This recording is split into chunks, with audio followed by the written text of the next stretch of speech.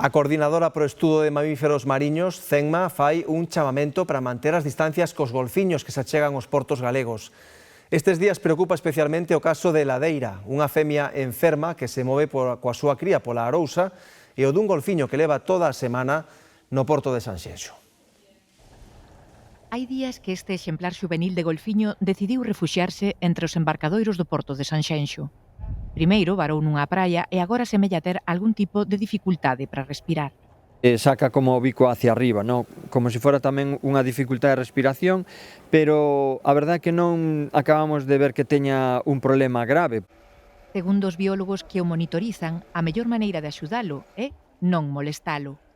O domingo sí que hubo moita xente por aquí e incluso algunhas persoas achegaron en exceso, entón, bueno, estes animais o que necesitan é tranquilidade.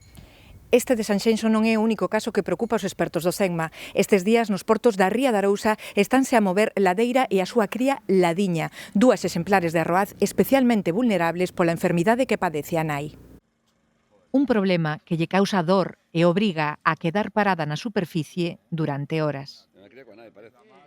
Necesita parar, digamos, deterse literalmente a recuperarse durante unhas horas, poden chegar incluso a 4 ou incluso a máis horas, e logo continúa a súa viaxe. Claro, eso fai que chame a atención de usuarios do mar, de paseantes, etc., e se alerten moito, non? Levan ano e medio vivindo soas, afastadas da manda, e móvense polo interior da Ría da Arousa. O último avistamento foi o luns no porto de Vilaxoán. Se as ven, manteñan a distancia para non xerarlles estrés engadido. Dicir que cando ela está parada en superficie, o peor que se pode facer é intentar achegarse porque eso activaría, digamos que empezarían a nadar de novo, cando necesita, digamos, descansar para recuperarse e poder continuar a súa vida, non?